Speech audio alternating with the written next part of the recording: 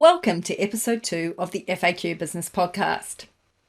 Today's session is about whole brain thinking, and I'm introducing this concept to you to challenge the way that you think and to see if you can enhance your thinking process. And no, unlike the movie Limitless with Bradley Cooper, we don't need to take any drugs to get us there.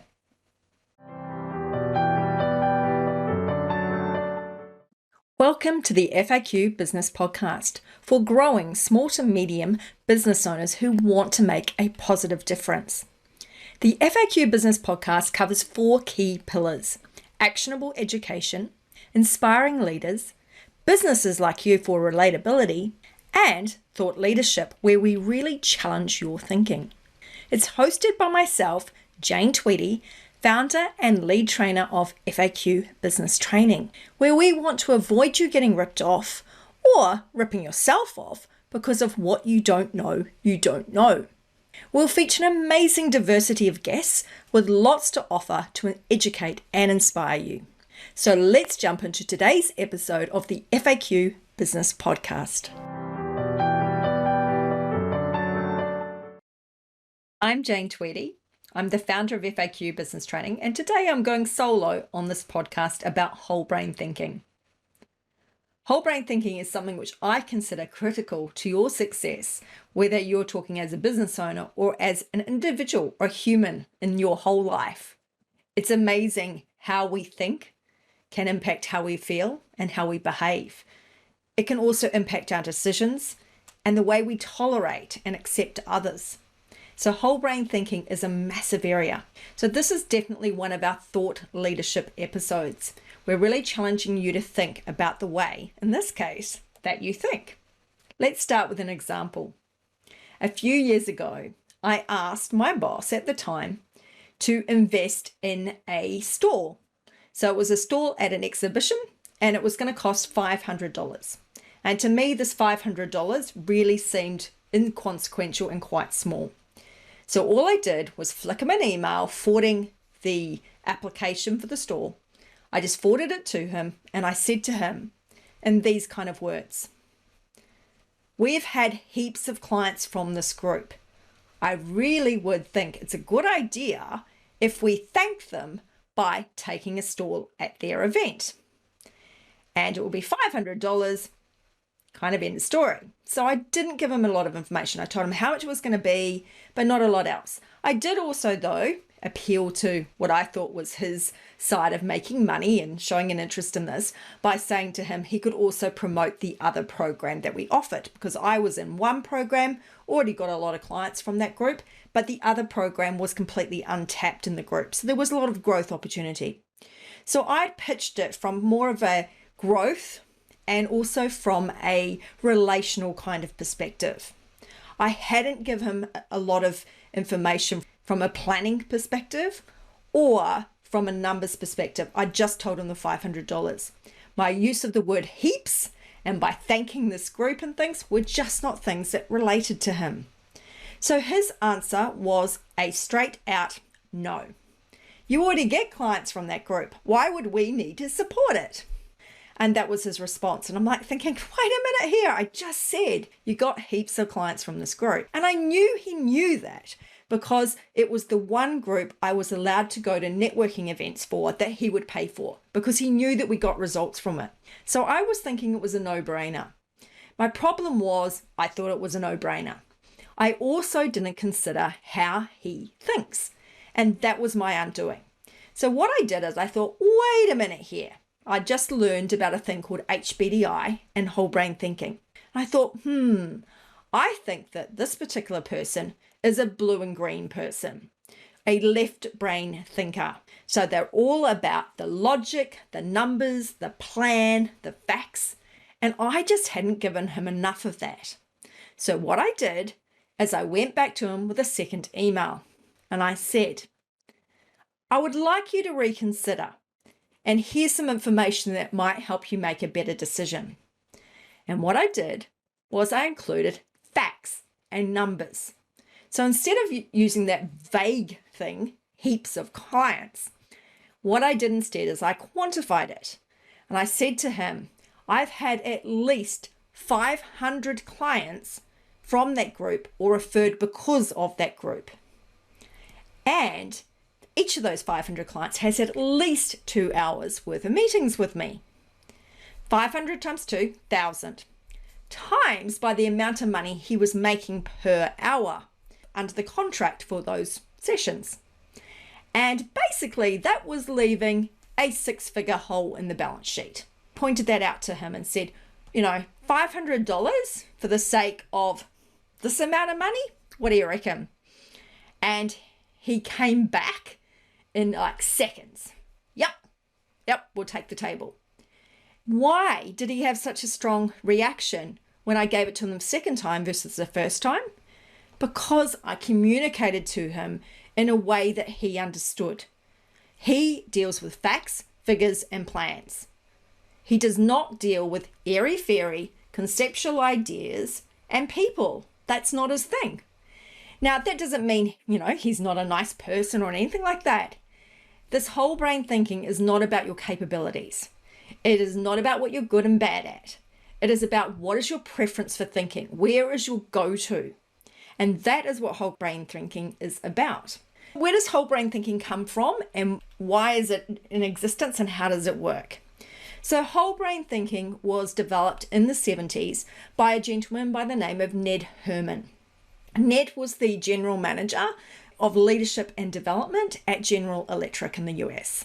And he was really fascinated by the whole who am I kind of questions and how does the brain work and how does it impact how we behave. So what he did was did a whole bunch of studies related to a couple of key people at the time. So there was a couple of key providers of brain theories. There was Roger Sperry, who was a Nobel Prize winner, and he came up with a split brain theory, that there was the logical left versus the visual and feeling right side of the brain.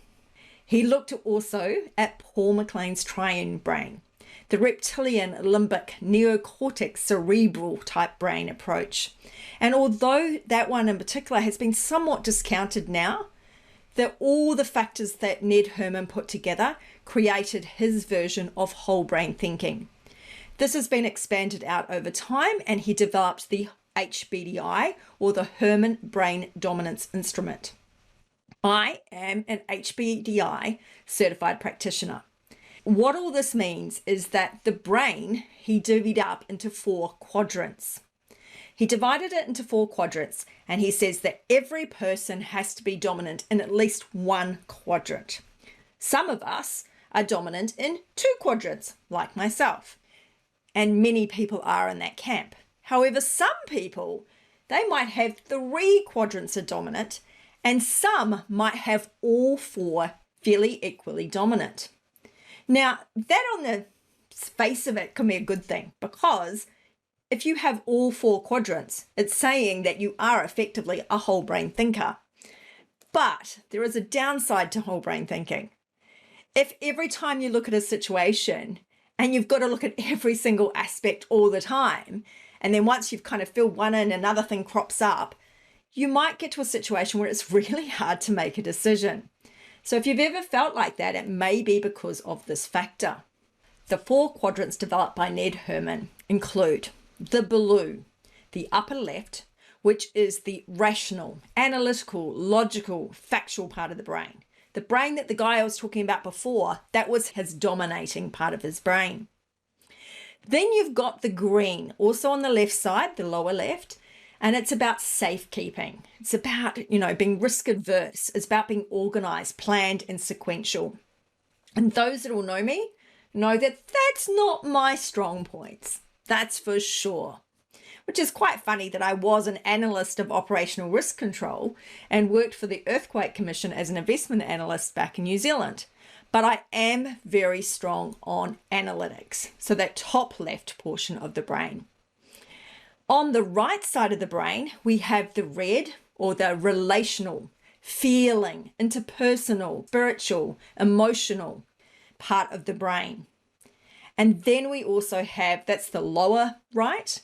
And on the upper right, we have the conceptual, the idealistic, the experimental part of the brain. And again, those that know me will recognize that that part of the brain is definitely something that I am strong at. I'm always coming up with ideas, always thinking of new creative ways to look at things. And then from the analytical side, I can then analyze them. What you can do is you can actually undertake an HBDI profile. What that profile does is it actually works out exactly where you fit. And it works out how you interact with others because of that. So for instance, for me, I am blue and yellow. So that is very upper brained. It's very intellectual rather than being gut and instinct led at the bottom. But my left and right sides are 50-50. So I'm half on the left and half on the right. What does that mean?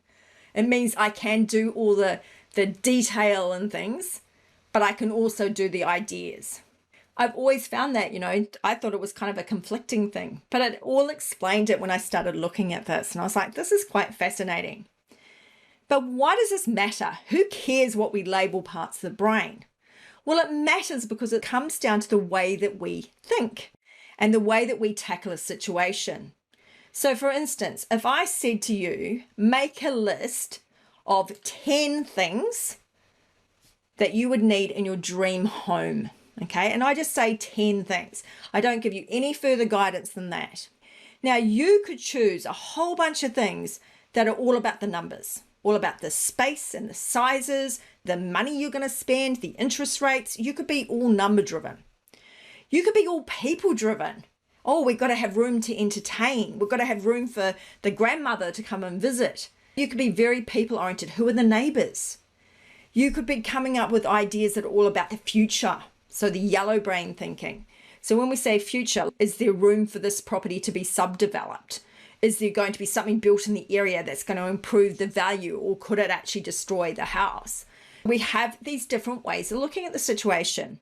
Now, if I said to you, I want you to think about buying that dream home, but I want you to put something in each quadrant. Every quadrant has to have something in it. Absolutely, you could come up with answers, and you could come up with answers that you were really happy with. But the point is, we don't think that way. We think in our areas of dominance.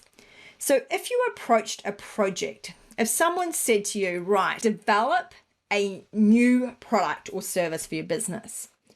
If I asked you, how would you approach that? You could come up with it in very different ways. Some of you are going to go straight for the plan. You're going to go, what are the risks? What do I need to do? What steps do I need to take? How long have I got? You're going to look plan. So very green thinking. Some of you are going to ask the why questions first. Why are we doing this? What are the outcomes we want from this? What are the future results we want? How do we want to grow with this? So you're looking at the upper right part of the brain, the yellow part of the brain. You're looking at the conceptual ideas. Some of you will go straight to the numbers. What's the budget? How much money have we got to spend? What information do we need? What facts do we need to collect in order to make sure that this thing works? How much research do we do? How much competitive analysis do we do?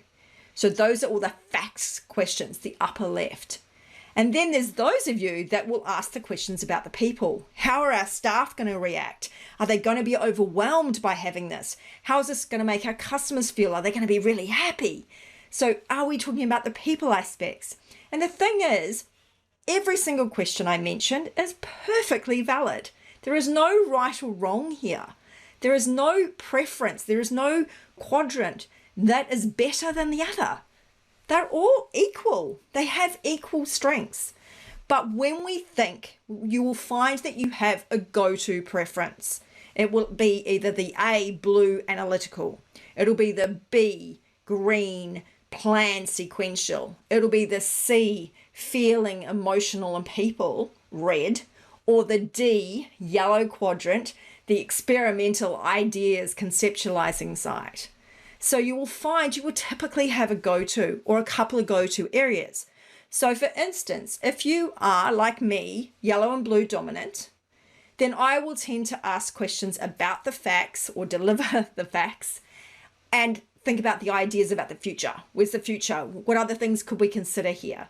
So I love brainstorming, for instance. Brainstorming's awesome, coming up with lots of amazing ideas. That's a very yellow thing to do. Whereas a really blue thing to do is to analyze all those ideas, chuck out the ones that don't work, get the facts and figures in. On the blue side, I love reverse engineering, thing that I love doing. I love to work out why something is the way it is. And that's a very blue approach.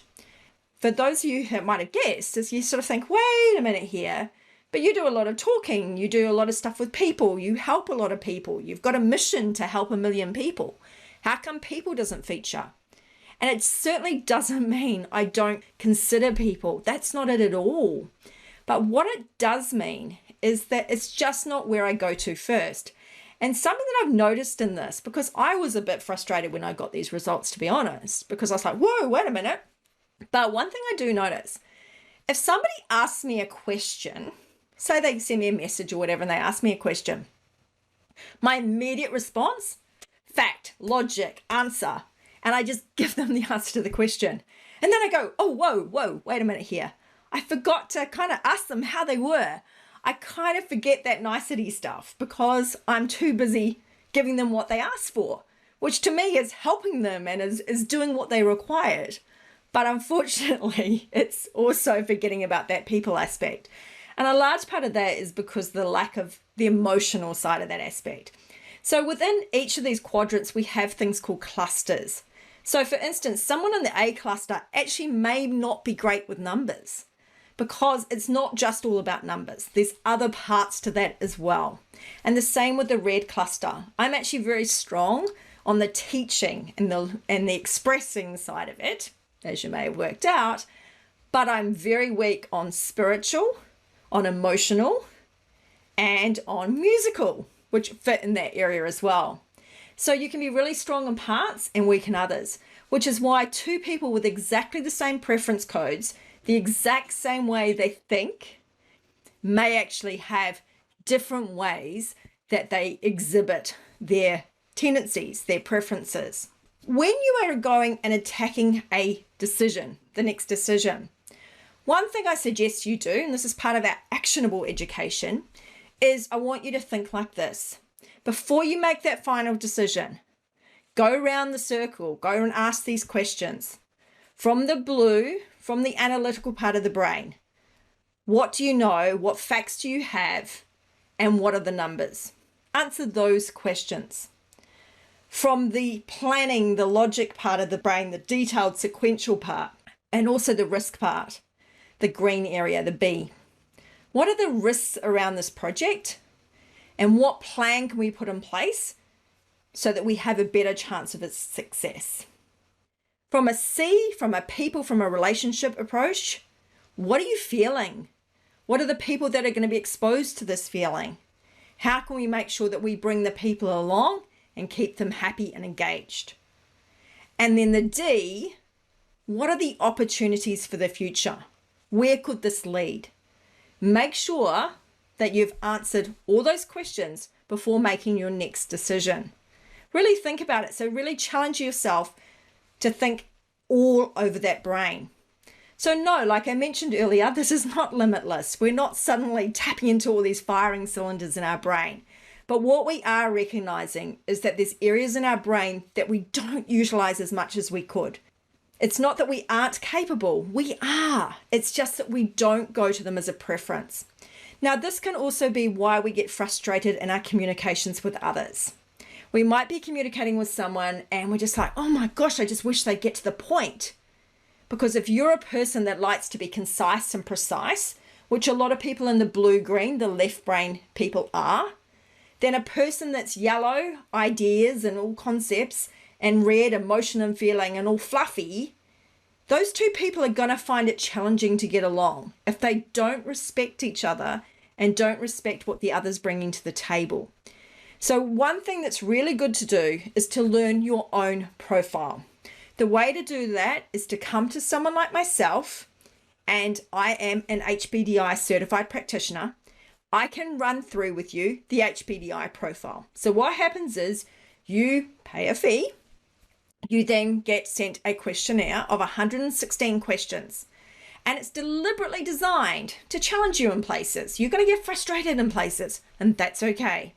You complete your 116 question questionnaire, and then I will receive the results, and I will go through it with you in a debrief session. In that debrief, we will go through more about what the HBDI is, about the whole brain thinking model, and what it means and how you can apply it. When I look at something like DISC profiling, you see the word dominant, and it just sounds icky. It just sounds a bit like it's a nasty thing. Whereas this doesn't have any of those kind of labels. We are not talking like that. And as we said, it's not talking about your capabilities. It's talking about your preference. Where do you start thinking?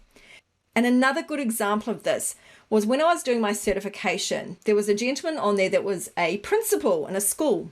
When he went under pressure, he basically almost went to 0 on the red, on the people side. And you're thinking, but wait a minute, mate, you're a principal. You have all the teachers and all the students. How can that be? The reason it could be is because when he was talking, it was really interesting. So he goes heavily into the green, heavily into the planning. And when you looked at it, the planning was all about the people. And so he was talking about it. I needed to make sure that the kids had their packs at home, that they had devices they could study on, and blah, blah, blah. So he was actually talking about making sure the kids and that were looked after. But he did that through planning. So his green went off the scale, but his red shrunk up to nothing. That did not mean he didn't think about people. It was just that he thought about the plans that made the people happy, ultimately. So that's why I love this tool, because it's not judgmental. There's no judgment in it. There is no point trying to fudge a result because it achieves nothing for you. All we're trying to work out is where do you go to first, and to make you aware of the other areas that you can fill in the gaps for. So that's why I love it. I'll just give you another little thing about each of the quadrants, and then we will wrap up. So Quadrant A, the analytical quadrant, the blue quadrant, the top upper left. It is about facts. They don't want fluff. They like technical accuracy. They like well-articulated ideas, data and charts, and be brief, clear, and concise with your information. So if you are dealing with somebody like that, now think about the type of person that might fit that bill. Accountants, engineers, they're typically people that have that type of thinking. So if you're dealing with that type of person, make sure you're including those things in your conversation. If you are dealing with somebody that likes detail, okay, they're green, they're detailed, they're a B quadrant, they're a lower left. These ones love rules and procedures. They like to have step-by-step instructions, and by gosh, do not skip an instruction. If they're a person that loves sequence like that, I had an example. I had a client and I went A, B, C, D, F. Why did I do that? Because the E was not relevant to the situation. They didn't need to do E. A did it, B did it, C did it, D did it, F did it. So what about E? You forgot E. And I said, no, I didn't. I left out E because E's not relevant to you. And she just couldn't move on because she was like hamstrung, like, but what's E? I need to know what E is. And I'm like, oh my gosh, okay, so E is this, blah, blah, blah. Therefore, you don't need it because of blah, blah, blah. And you're just going, seriously? Like, I'm thinking, huh? But it's because I don't think sequentially. That's not the way I think. I think scattered. I think entrepreneurial, yellow ideas. And so for me, that was frustrating. But for her, she was frustrated I left gaps out. But to go back to the point that it's not about capability, I still get frustrated when people leave out steps and sequences. I've had that a few times with website stuff where you've gone on to, say, SiteGround or something, and you followed steps how to connect your website or something, and then something doesn't work. And then you find out it's because I left out one step. And I'm like, oh, why didn't you just put that in there? So, you know, we all can experience whole brain at times. It's just that that's not my go-to. And so I find it harder to communicate in that area. The thing is, once you know these things, you can communicate better with that person. So for instance, I know now that my new assistant, she is very green, which is awesome because she's filling in the gap that I don't have. And she's also very red. So green and red fills out my gaps in those areas. her gap in the yellow particularly is great because I fill that in. So together we have really good whole brain thinking, which is awesome, as long as we recognize it. So I need to make sure when I'm communicating with her, I make sure that I put every single step in the process. I don't skip over something or gloss over something because I think, oh, that's easy, she'll just get that. No, I need to make sure it's there. And once you do that, you'll find, oh, this makes life so much easier when we can communicate with people. So the other things that are in the green space, apart from that step-by-step and the rules and procedures, is they like things in writing and they like things in advance. They don't like things sprung on them in surprise. They like to have contingency plans in place and they don't like to digress. They like to stick to the point. So they hate the fact that I just went off in that story because it was digressing. Red, the relational quadrant, the C quadrant, the bottom right, that one is all about people, feeling, spiritual, etc. So they like to have open and informal discussions. They have expressive body and voice. Clearly I have that expressive part, even though I don't have other areas. Introductions and conversation. So they like to have that chit chat. They like to do that small talk before they start. They don't like to have hidden agendas, and they do like to have a conciliatory approach. They like to make sure everyone's on side and everybody's happy. We're all in it together. So that's your red approach. And the final sector, the upper right, yellow quadrant, which is the conceptual kind of stuff. And this is where a lot of entrepreneurs are going to have a dominance. So when I see entrepreneurs do this HBDI profiling, nearly always that yellow one is one of the dominating factors. And it's about concepts, it's about visualization, it's about metaphors, it's about minimal details, but big picture overview. Now, the thing is, when you combine your quadrants together, this is where at times it can make sense and at times it can conflict. So I like the big picture and overview, the minimal details, but I also like facts and detail. So it's combining those two together that give me. And then other people will go, no, I don't want any of that stuff. I just want to have that nice little chit chat. You know, they're more red and fluffy. So you have got to work out what is right for you. So this profile tool, the HBDI, allows you to work that out without having to guess. And it actually gives you a lot more detail into how to work with it. But what you can also do is guess in others what they are. So by guessing in others, you can make sure that you fill in gaps, that you speak to them in the way they want to be spoken to. For somebody that loves numbers, you make sure you include numbers in the conversation. But it also means as a business owner, one of the great things you can do is use whole brain thinking in all of your communication. When it's the one person, just stick to what their preferences obviously are. But when it is to everybody else, you're talking to a mass group of people. So on your website, for instance, make sure that you look at all four areas, all four quadrants. Have I included some analytical? Have I included some relational? Have I included some practical planning? Have I included some experimental or some future what if stuff? Make sure you've included all of it. A good way to do it can be color coding your copy. So when you're writing copy, to make it red, blue, yellow, and green, and then make sure that you've got a reasonable balance across the page. Typically, you want to start with yellow, open the why, the what if kind of thing, and then bring in all those other areas, and then maybe finish with that big picture as well. That is a very quick introduction to whole brain thinking and the HBDI. I would love for you, if this has sparked your interest, to come along and have an HBDI profile debrief done with myself. I can either offer it as a one-on-one session with you, or to make it a little bit cheaper, I can offer group training, small group training, where we get together with a group of people and we run through the concept. You have your own profile, and if you're willing to share, we can go through it with you and in front of the group. Keep an eye out for those sessions. They will be coming up soon.